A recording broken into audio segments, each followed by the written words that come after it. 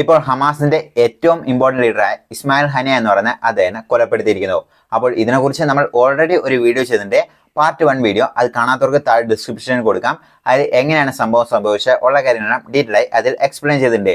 അപ്പോൾ നമ്മൾ ആ വീഡിയോയിൽ പറഞ്ഞിരുന്നു, അതായത് ഇറാൻ ഇത് ഫുൾ ആയിട്ടും ഇൻവെസ്റ്റിഗേറ്റ് ചെയ്തുകൊണ്ടിരിക്കുകയാണ്. അപ്പോൾ ഇറാൻ ഏകദേശം ഇൻവെസ്റ്റിഗേറ്റ് ചെയ്ത് കൂടുതൽ ഇൻഫർമേഷൻ ഇപ്പോൾ പുറത്തുവിട്ടിട്ടുണ്ട്. അത് മാത്രമല്ല, ഇപ്പോൾ പുതിയ ഇൻഫർമേഷനിൽ പറഞ്ഞിരിക്കുന്നത്, അതായത് ഇറാന്റെ ഉള്ളിൽ തന്നെയാണ് ഈ ഒരു റോക്കറ്റ് ലോഞ്ച് ചെയ്തിരിക്കുന്നത്. അതുകൊണ്ട് ഇറാന്റെ ഉള്ളിൽ തന്നെ, അതായത് ഒന്നെങ്കിൽ ഈ ഇസ്മായിൽ ഹനിയനെ ചതിക്കാൻ ഇറാനിലുള്ള ആൾക്കാർ സഹായിച്ചു, അതായത് ഇസ്രായേലിലുള്ള ആൾക്കാർ ഇതിൻ്റെ ഉള്ളിൽ ഉണ്ട് എന്നാണ് പറയുന്നത്. അതിനെക്കുറിച്ച് നമ്മൾ നോക്കുന്നുണ്ട്.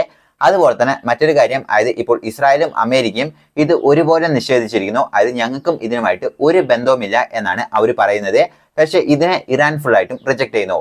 അത് മാത്രമല്ല, ഇപ്പോൾ ഇറാന്റെ സുപ്രീം ലീഡറായ ആയതുൽ കൊമേനി പറഞ്ഞിരിക്കുന്നത്, ഇത് ഇറാൻ തന്നെ ഉള്ള വലിയൊരു നഷ്ടമാണ്, ഇത് ഞങ്ങൾ ഡയറക്റ്റ് വെഞ്ചൻസ് എടുക്കും എന്നാണ് പറഞ്ഞിരിക്കുന്നത്. ഇതേപോലെയുള്ള കുറെ അപ്ഡേറ്റുകളുണ്ട്. അതാണ് നമ്മൾ ഇന്നത്തെ വീഡിയോ നോക്കാൻ പോകുന്നത്. കഴിയുന്നതും വീഡിയോ സ്കിപ്പ് ചെയ്യാതെ തുറന്നു കാണാൻ ശ്രമിക്കുക. അപ്പോൾ ഈ ഒരു സംഭവത്തിനെ കുറിച്ച് ഇറാന്റെ സുപ്രീം ലീഡറായ ആയതുൽ കൊമേനി പറഞ്ഞിരിക്കുന്ന സംഭവം എന്താണെന്ന് വെച്ചാൽ, അതായത് avenging Ismail Haniyeh's blood is our task because the assassination is happen in our land എന്നാണ് പറഞ്ഞിരിക്കുന്നത്. അതായത് ഇറാന്റെ ഉള്ളിൽ വെച്ചിട്ടാണ് ഈ ഒരു സംഭവം സംഭവിച്ചിരിക്കുന്നത്.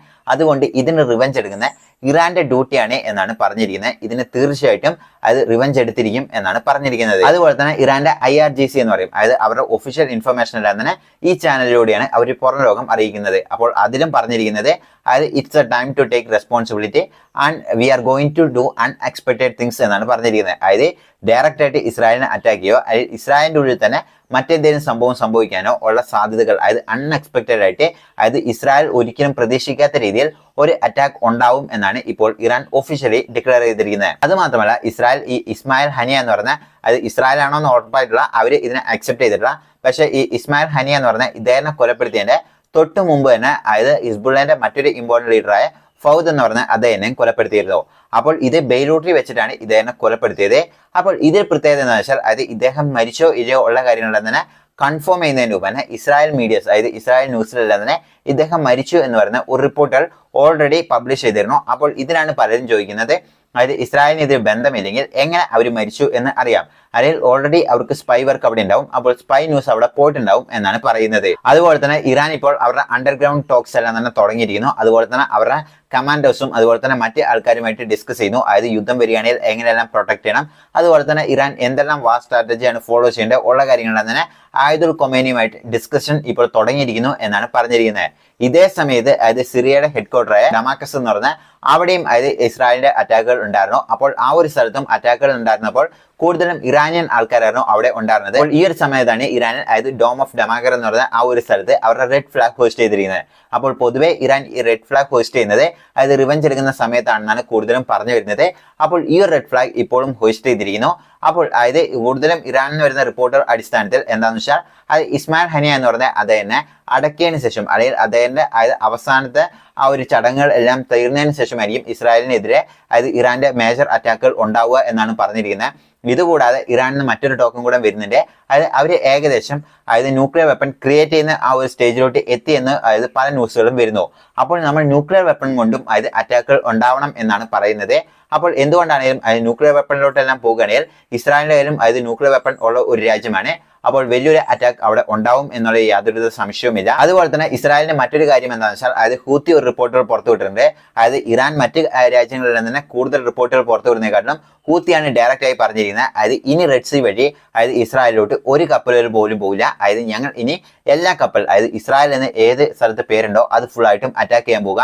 ഇനി കപ്പലുകൾ, അതായത് 1-2 ആഴ്ചയല്ല ഞങ്ങൾ ഇത് കണ്ടിന്യൂ ആകാൻ പോകുന്നത്, ഇനി വർഷങ്ങളോളം, അതായത് റെഡ് സീയിലൂടെ ഇനി ഒരിക്കലും ഇസ്രായേലിന് കപ്പൽ പോകാത്ത വിധത്തിൽ ഞങ്ങൾ ആക്കുമെന്ന്, അതായത് ഹൂത്തി എന്ന് പറയുന്ന അവരും ഓപ്പൺ ആയി തന്നെ ഡിക്ലെയർ ചെയ്തിട്ടുണ്ട്. അതുപോലെ തന്നെ ജർമ്മനി പറഞ്ഞിരിക്കുന്നത്, അതായത് രണ്ടുപേരും ഇങ്ങനെ അറ്റാക്കുകൾ കൊണ്ടുപോവുകയാണെങ്കിൽ അത് റീജിയണൽ വാറായി മാറും, അത് വലിയൊരു പ്രശ്നമായി മാറും. അതായത് ഒരു പീസ് ടോക്ക് വന്നില്ലെങ്കിൽ ഇത് കൂടുതലായിട്ടും വലിയ പ്രശ്നമാണ് ലോകം നേരിടാൻ പോകുന്നത് എന്നാണ് പറഞ്ഞിരിക്കുന്നത്.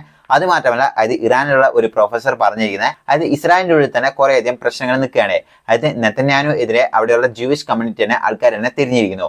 അപ്പോൾ ഈ പ്രശ്നമെല്ലാം ഒതുക്കാൻ കൂടിയാണ് അതായത് ഇസ്രായേൽ ഇപ്പോൾ ഇങ്ങനത്തെ കളികൾ കളിക്കുന്നത് എന്നാണ് പറഞ്ഞിരിക്കുന്നത്. അതുപോലെ തന്നെ ശ്രീലങ്കൻ പ്രസിഡന്റ് റെനിൽ വിക്രംസിംഗ് അദ്ദേഹവും പറഞ്ഞിട്ടുണ്ട്, അതായത് ഈ ഒരു കാര്യം, അതായത് ഇസ്രായേലും അമേരിക്കയും അറിഞ്ഞിട്ടില്ല എന്ന് പറയുന്നത് വളരെ ശുദ്ധ മണ്ടത്തരമാണ്. ഇത് കണ്ടം ചെയ്യേണ്ടതാണ്. അതായത് ഒരു ഗ്രൂപ്പിന്റെ ഒരു നേതാവിനെ ഇങ്ങനെ ഇസ്രായേൽ കൊല്ലാൻ പാടില്ലാറോ, ഇത് കണ്ടം ചെയ്യുക എന്ന് പറഞ്ഞുകൊണ്ട് അതായത് ശ്രീലങ്കയുടെ ഭാഗത്തു നിന്നും ഒരു റിപ്പോർട്ടുകൾ വന്നിട്ടുണ്ട്.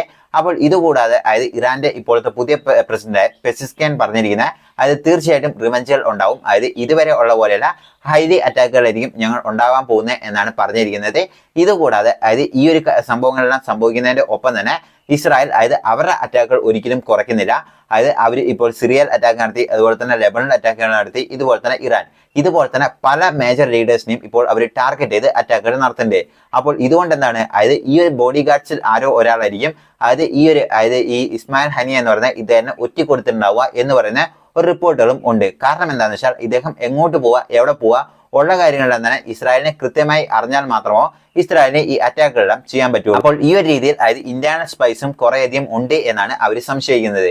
ഇതുകൂടാതെ മറ്റു ചിലർ പറയുന്ന കാര്യം എന്താണെന്ന് വെച്ചാൽ അതായത് ഈ ഒരു കാര്യത്തിൽ എന്തായാലും അമേരിക്കന്റെ ഇൻവോൾവ്മെന്റ് ഇല്ലാതെ പറ്റില്ല. അതായത് അമേരിക്കന്റെ സ്പൈ ഏജൻസി ഇത് കൃത്യമായി വർക്ക് ചെയ്തുകൊണ്ടാണ് ഇസ്രായേലിന് ഇത്രമാത്രം അറ്റാക്കുകൾ ചെയ്യാൻ പറ്റുന്നത് എന്നാണ് അവരും വ്യക്തമാക്കിയിരിക്കുന്നത്. ഇതാണ് മേജർ അപ്ഡേറ്റ്. ഇനി എന്തെങ്കിലും പുതിയ അപ്ഡേറ്റ് വരികയാണെങ്കിൽ നമ്മൾ വീഡിയോ പുതിയതായി പോസ്റ്റ് ചെയ്യുന്നതാണ്. അപ്പോൾ ആ വീഡിയോ എല്ലാം ലഭിക്കാൻ വേണ്ടി ചാനൽ സബ്സ്ക്രൈബ് ചെയ്യുക. See you next video.